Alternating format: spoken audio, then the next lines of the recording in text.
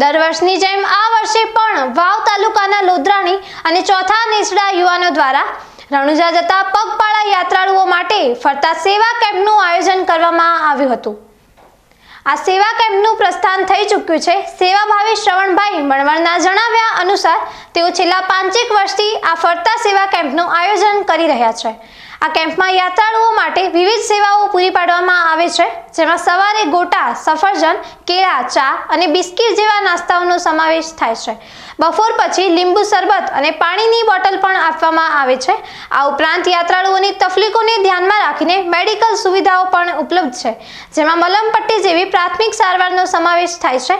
શ્રવણભાઈએ જણાવ્યું કે તેઓ પોતે વર્ષ 2002 થી અંદાજે 15 વર્ષ પગપાળા ચાલીને રણુજા ગયા હતા અને તે સમયે રસ્તામાં ઘણી તકલીફો પડતી હતી। આ અનુભવ પરથી તેમને ફરતા સેવા કેમ્પ શરૂ કરવાનો વિચાર આવ્યો। આ સેવા કાર્યમાં અનેક લોકોનો સાથ અને સહકાર પણ મળી રહ્યો છે।